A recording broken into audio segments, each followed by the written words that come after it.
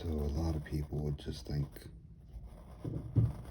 this guy's just coloring abstract shapes with markers.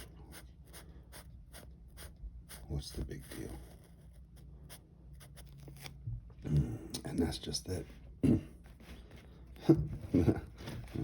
There is no big deal.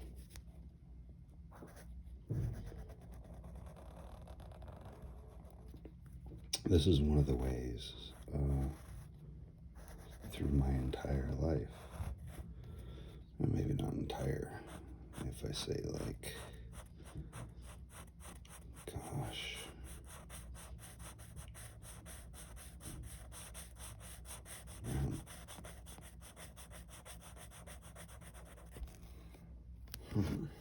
very young age. I can't remember when it was I dug like drawing like this. I think this was more like in my beginning teens.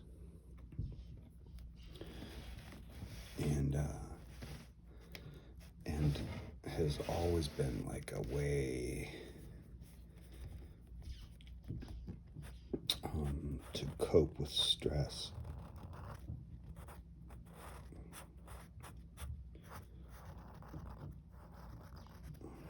And there's something for me, not being a trained artist in any way,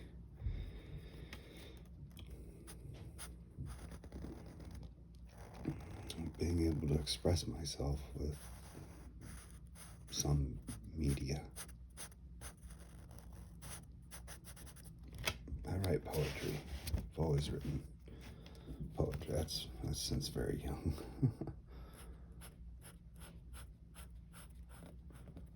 The poetry usually was always in the longing for true love, true romance, like fairy tale. Like, have you ever believed that hard in your love for someone else? I have.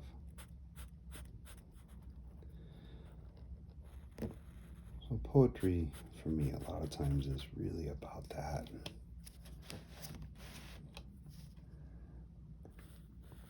It's about the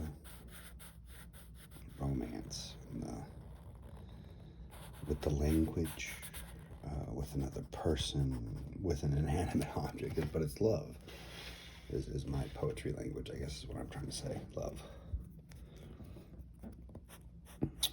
But still kind of in more of a longing and searching kind of way, I'd say. And this is somehow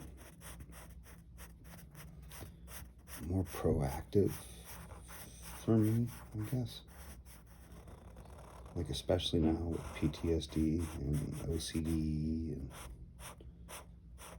stuff I deal with. I know we all do.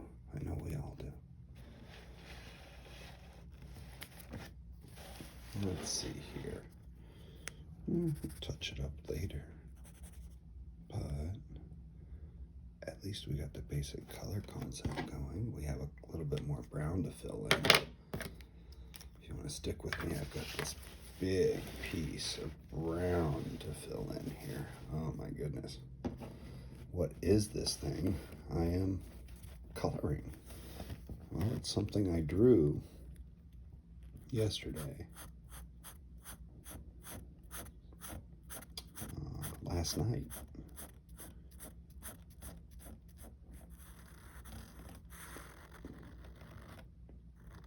In like dusk, to the point that I had to stop coloring because I couldn't see anymore.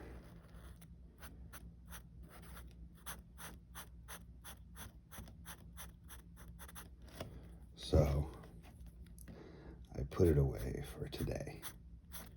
Yesterday I was in the woods up in a coastal range on the Oregon, near the Oregon coast, about 40 miles from the beach, high up in the range and logging roads. there's this amazingly unique and cool horse camp up there with these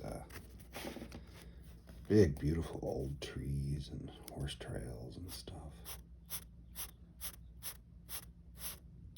And me and Hannah, we went camping for a couple of days. I had mixed feelings about like doing a fire pit. Even though the fire ban was in effect if you were disperse camping, there weren't any signs up for a fire ban at the campsite. In fact, the sign said, use the metal ring for your campfire, and then follow the basic safety precautions, etc. And there was also burnt wood left in my fire pit. So I surmised that they, at that particular station, were allowing it. And same time, I was kind of on my own. And I didn't like, you know, the idea of just like, it just felt like waste if I were to just burn wood just to hear it crackle, you know. So luckily for one of the nights, or two of the nights, there weren't any other campers there. On my side anyway. There were horses on the other side, which was, well, that's wonderful. That's a whole other thing. But instead of a fire, I watched a movie on my iPad. I didn't have any connection. I had downloaded it, so I was stuck with it. I watched a comedy of a pretty offbeat comedy, and then sat in a chair and looked up at the stars for quite a while. Oh, but I'm skipping over what got me to draw this. So, Hannah, that's my dog, in case you don't know who my dog is, she talked me into going on this long hike. It was totally her idea. She took one look at the horses, and she was like, psh, we got this. No problem. 8 miles, psh, double knee surgery 8 months ago. Psh. Hannah was like, let's get it. Let's go.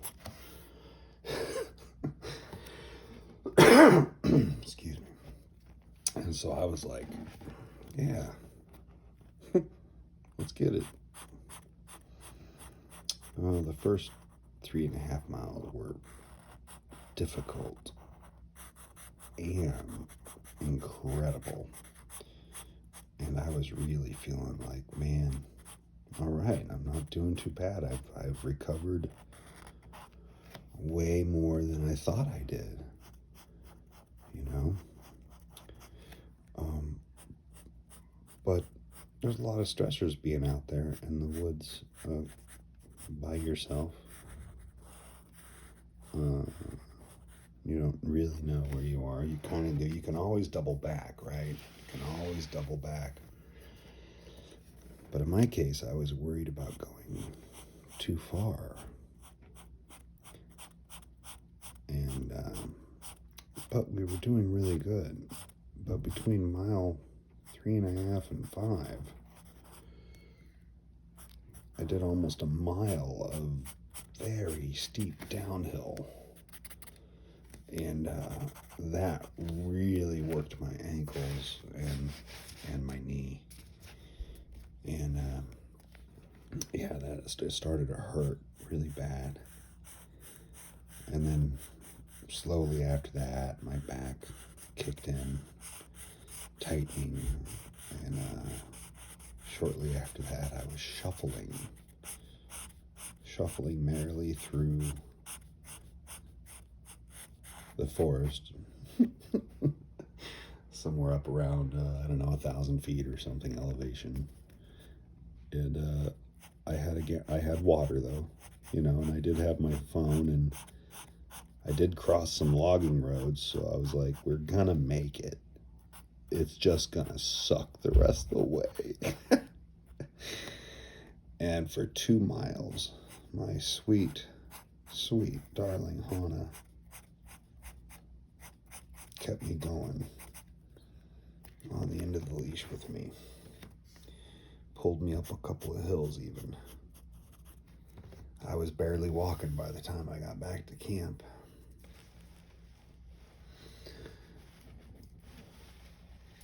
And the amazing thing is that I feel amazing today.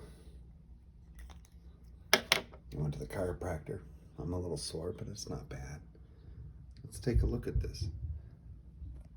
This is my hike on the trail in the woods. It's my abstract version of it. You might see a whole bunch of different things. Who knows? Use your imagination, and I don't know.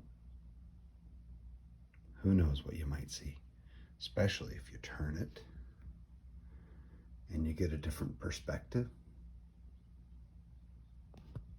And you turn it.